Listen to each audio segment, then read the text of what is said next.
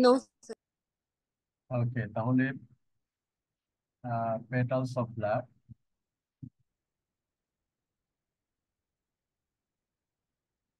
এই এই নোভেলের শুরুতেই আমরা দেখছি যে চারজন ক্যারেক্টার, চারজন চরিত্র, মনিরা, কারেগা, আব্দুল্লাহ এন্ড ওয়ানজা, তাদেরকে প্রশ্ন করা হচ্ছে। তিনজন বিজনেসম্যান তারা কিল্ড হয়েছে, মারা গিয়েছেন, তাদেরকে মেরে ফেলা হয়েছে একটা আহ, আহ, জায়গায়, ইলমরক ভিলেজে। তাদের নাম হলো কিমেরিয়া, এমজিগো অ্যান্ড চুই। এবং তাদেরকে নিয়ে প্রশ্ন করা হচ্ছে যে কেন, কিভাবে তারা মারলো, এই এই আর প্রশ্ন করা হচ্ছে। এবং এই সেই প্রশ্নের মধ্যে যেটা দেখা যাচ্ছে যে আহ, এই আহ, এই নভেলটার সেটিং হচ্ছে ইলমোরক, একটা গ্রাম, কেনিয়ার একটা গ্রাম সেখানে। এবং নভেলটা লেখা হয়েছে 1977 সালে। এবং 1963 সালে কেনিয়া স্বাধীনতা লাভ করে, এবং তার উপরে ভিত্তি করে এই নভেলটা লেখা হয়েছে। এবং তারপরে আহ, আগের ঘটনাগুলোর দিকে তারা যাচ্ছে। এবং সেখানে আমরা দেখতে পাচ্ছি যে হচ্ছে এখানে চারজন যে চরিত্র, মনিরা মনিরা আসলে ছেলে, কারেগা ছেলে, আব্দুল্লাহ হচ্ছে ছেলে, এবং ওয়ানজা হচ্ছে মেয়ে। মনিরা এই ইলমোরক ভিলেজে এসেছিলেন যে হচ্ছে একটা স্কুল চিলড্রেন পড়াবেন বলে। এবং তার একটা পাস্ট ছিল, অতীত ছিল এখানে। আহ আবদুল্লাহ এসেছিল সেভাবে এই গ্রামে সেটেল হওয়ার জন্য। আবদুল্লাহর সাথে হচ্ছে তার পালক পুত্র ছিল, যার নাম ছিল জোসেফ। আহ, তিনিও এই গ্রামে এসেছিলেন, ইলমোর গ্রামে এসেছিলেন। এবং ওয়ানজাও এসেছিলেন তার দাদির কাছে থাকতে। তার দাদির নাম হলো নানা কিনিওয়া। এই নানা কিনিওয়া এই ইলমোর গ্রামের একজন সম্ভ্রান্ত বৃদ্ধ মহিলা।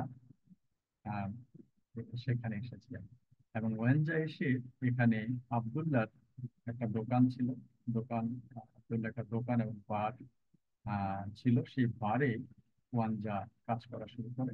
এবং এই বারে কাজ করার ফলে ওয়ানজার সাথে অনেক মানুষের পরিচয় হয়, সেটা আমরা দেখতে পেলাম। তারপরে কারেগা কারেগাও এখানে এসেছিল নতুন ভাবে শুরু করার জন্য। তারা চারজন বন্ধু হয়ে গেল, বন্ধু হয়ে তারা এখানে অবস্থান করতে শুরু করলো। এবং আহ, আহ, মনিরা, কারেগা, আহ, তারা একটা স্কুলে পড়তো। সেই স্কুলটার নাম ছিল স্কুল অফ সিরি আনা। সেখানে তারা একসাথে পড়তো। সেখানে একটা চরিত্র ছিল চুই। চুই আসলে একজন ভালো ছাত্র ছিল যখন স্কুলে পড়তো।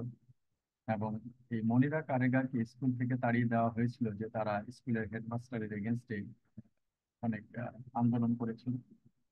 পরবর্তীতে দেখা যায় যে চুই সেই স্কুলের হেডমাস্টার হয়েছিল, কিন্তু চুই আবার আগের হেডমাস্টারের থেকে আহ, ভালো না হয়ে খারাপই হয়েছিল। Okay? আহ, এরপরে ওয়েনজার হিস্টোরি আমরা দেখলাম, তাই না? আবদুল্লাহ তার অতীত সম্পর্কে বলতেছিল, হ্যাঁ, যে সে মাও মাও রেভলিউশনে অংশগ্রহণ করেছিল, তার একটা পা হারিয়েছিল সে। হুম। এবং এইরকম একটা পরিস্থিতি। এর মধ্যে তাদের গ্রামে আহ, শুরু হয়ে যায়, খরা শুরু হয়, কোনো বৃষ্টি হচ্ছিল না।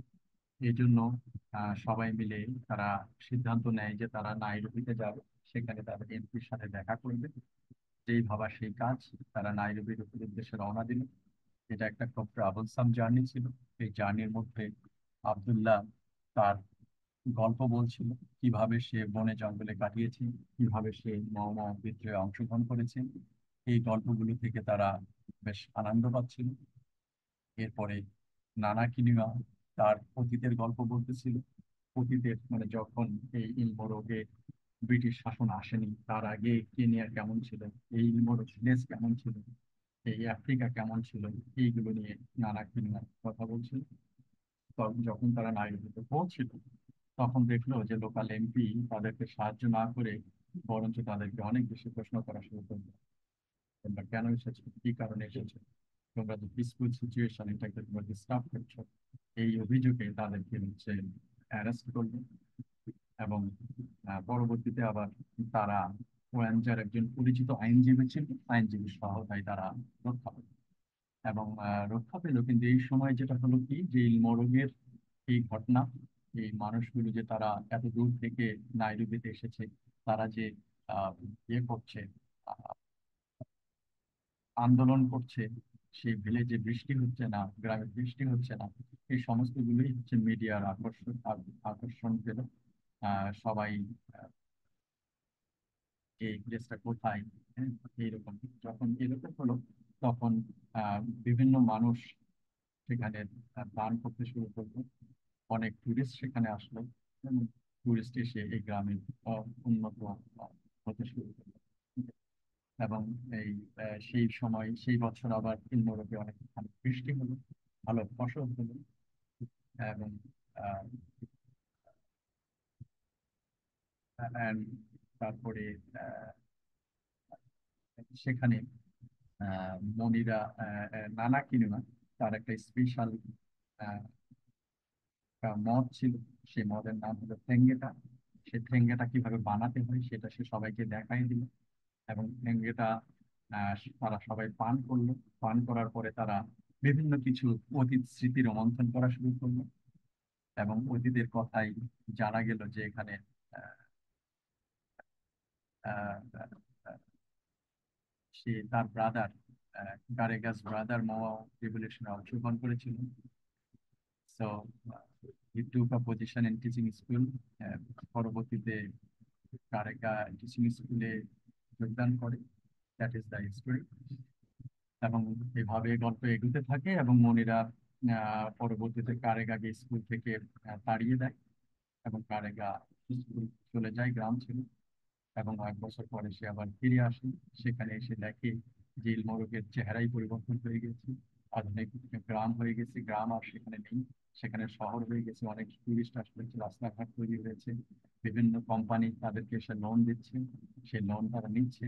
এবং সবাই হচ্ছে এখানে ঠেঙ্গেটা পান করছে। এবং এই ঠেঙ্গেটার পপুলারিটির উপর ভিত্তি করে আবদুল্লাহ এবং ওয়ানজা একটা বার তৈরি করলো। সেই বারে বিভিন্ন ধরনের মানুষ আসতে শুরু করলো। পরবর্তীতে দেখা গেল যে আসলে এই বার চালানোর লাইসেন্স তাদের লাগবে। হ্যাঁ, সেটা বলে আহ, এবং নানা কিনুয়ার জমিগুলো কেড়ে নেওয়া হলো। জমিগুলো কারণ লোন পরিশোধ করতে পারছিল না বলে। সো ওয়ানজা এবং আবদুল্লাহ তাদের বার বিক্রি করে দিল। এবং বিক্রি করে দেওয়ার পরে ওয়ানজা একটা ট্যুর হাউস স্থাপন করলো, যার নাম হলো সানশাইন লজ। এবং সেখানে ওয়ানজা আসলে তাদেরকে শাস্তি দিতে চেয়েছিল, এই তিন ব্যাড ক্যারেক্টারকে, যেটা হলো এমজিগো, চুই এবং কিমেরা। তাদেরকে শাস্তি দিতে চেয়েছিল, কিন্তু সেখানে এসে সবাইকে ডেকে সে আহ, কিমেরাকে মেরে ফেললো। এবং আহ এইদিকে মনিরা সবকিছু দূর থেকে লক্ষ্য করছে। এবং সে আসলে সেখানে আগুন ধরাই দিল, এবং আগুন ধরিয়ে দেওয়ার ফলে সেখানে এমজিগো, চুই এবং ক্যামেরা সেখানে মারা গেল।